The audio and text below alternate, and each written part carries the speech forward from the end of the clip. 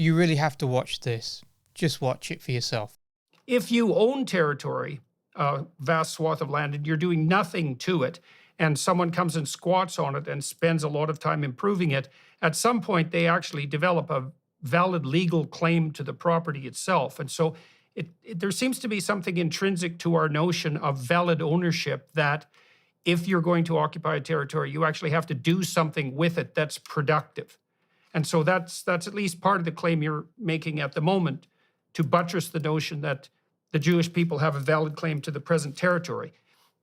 There were a lot of movement back and forth, but the Jews have actually taken the land and made something of it. Can't believe, Jordan, how utterly ignorant you are about this subject. You really should just educate yourself on this.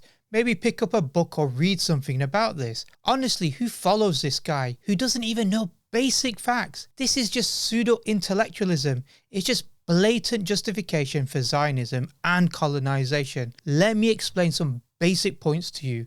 Firstly, imagine someone took over your house, squatted in that house, kicked you out, and then decorated the house of yours. Just because he improved, as you call it, your house, that doesn't suddenly make it his house. That's just crazy. It makes no sense. Secondly, the land wasn't left barren. This is the typical colonial mentality. All it is just trying to justify conquering other people's lands, exploiting their lands for their own benefit, and then claiming some sort of pseudo-intellectual justification for it. We are more worldly wise race, so we had a right to conquer their land because these barbarians wouldn't know what to do with this land. It sounds stupid, doesn't it?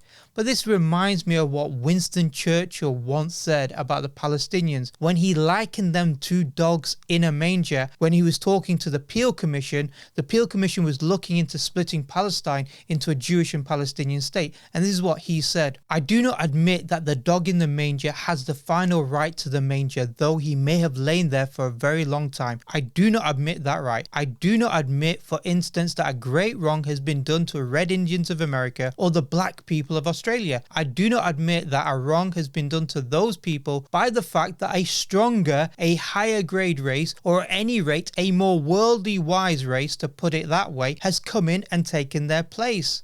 This is that white man's burden to civilize the world. They are the more greater, more evolved, more worldly wise race that has the right to conquer other people's land. This is the type of mentality and the type of, ideas that you're giving off, Jordan, when you turn around and say, well, these people, they came, the land was largely negligent by these original owners, and they came in, they civilized it, and because they civilized it, they therefore somehow have a right to this land. And what type of civilization has Israel created? Well, it's created an apartheid state, treating Palestinians, including Palestinian Christians, as second-class citizens. Christians in Jerusalem's Old City say they are often harassed, spit on, and even physically attacked by religious Jewish youth. Building a state through terrorism and ethnic cleansing of hundreds of thousands of Palestinians. A state that continues today to slaughter indiscriminately and engage in ethnic cleansing while likening Palestinians to the Amalekites, as Netanyahu did.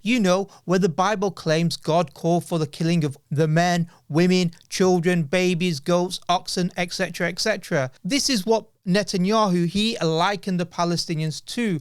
Honestly, is this civilization?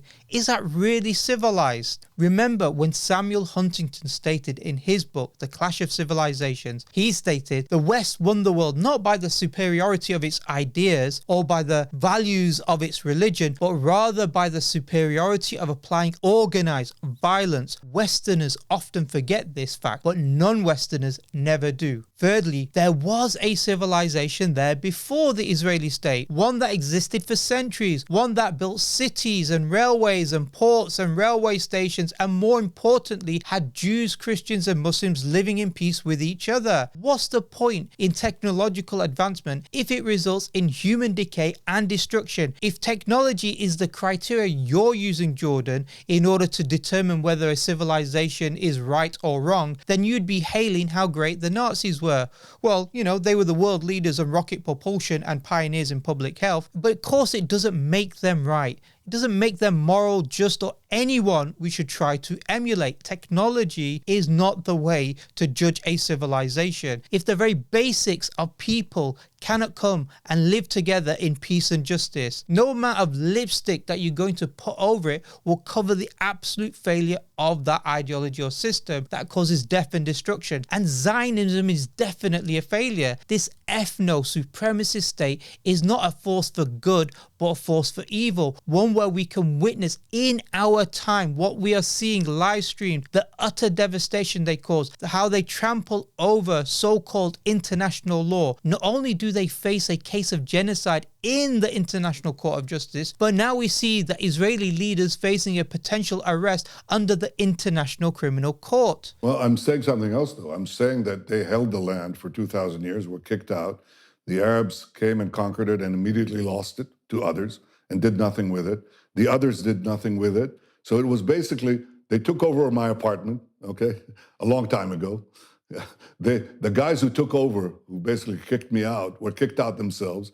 The apartment was left barren, and many decades, in this case centuries later, I come back to this barren mess, okay, this ruin, and I build it up back, and I not only improve it, I not only make my ownership based on improvement, but that nobody else did anything with it. There was no someone else. There practically were no tenants there. That's my argument. You know what it's like? It's like watching a comedy. Who believes this rubbish? You see, while Jordan Peterson tries to say, well, look, you Jews civilized the land from those savage Palestinians, Netanyahu claims, no, actually, there wasn't anyone there. It was completely barren. What?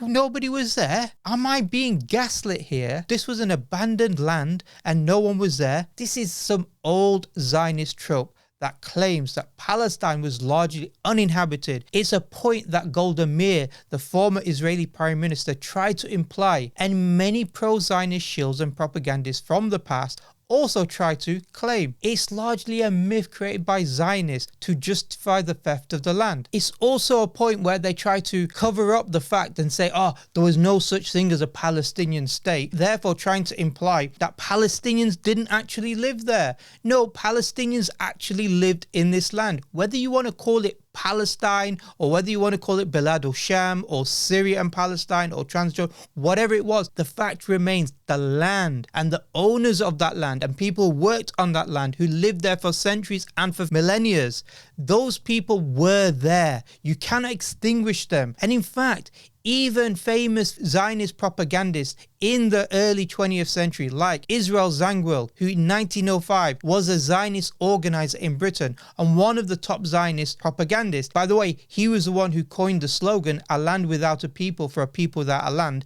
Yet he acknowledged in a speech in Manchester that Palestine was not a land without a people. In fact, it was filled with Arabs. This is what he said. We must be prepared either to drive out by the sword the Arab tribes in possession as our forefathers did, or to grapple with the problem of large alien population, mostly Mohammedan, and accustomed for centuries to despise us. Even earlier, Theodore Herzl in his diary stated, "We shall try to spirit the penniless population across the border by procuring employment for it in the transit countries while denying it any employment in our own country." Or David Ben-Gurion, the first Israeli Prime Minister, stated, "Zionism is a transfer of Jews. Regarding the transfer of Arabs, this is much easier than any other transfer." So you can lie, Netanyahu, but you can't get away with it. It was 100% clear to the Zionists that Palestine was definitely inhabited. As I stated before, it had cities, towns, villages, railway station, ports, and hundreds of thousands of people living there. That's why over 750,000 Palestinians were forcibly removed from their land. This was pre-planned. The Zionists, they knew about this.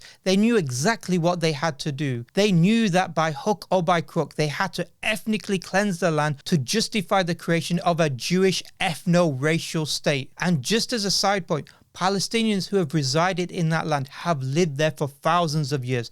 They weren't so-called Arab invaders from the Arab Peninsula who occupied the lands. Yes, Muslims from the Arabian Peninsula during the time of Umar bin al-Khattab radiallahu anh opened up the land to Islam, Palestine to Islam. They defeated the Romans in the battlefield, but then engaged in a treaty with the Christian patriarchs of Palestine known as the Pact of Umar that granted Muslim sovereignty over the land, but also granted Christians to be able to live and worship within that land too. But unlike the Zionists, they didn't ethnically cleanse the non-Muslims or the non-Arabs, rather they integrated with them. Many of the indigenous population became Muslim over time. That's why genetic studies of Palestinian Muslims show that there is a recent ancestry with Jews. As one study states, archaeological and genetic data support both Jews and Palestinians came from the ancient Canaanites who lived thousands of years ago. And it goes on to state the relatively close relatedness of both Jews and Palestinians in Western Mediterranean population reflects the continuous circum-Mediterranean cultural and gene flow that have occurred in prehistoric and historic times. You see, this argument that Zionists attempt to present that claims Jews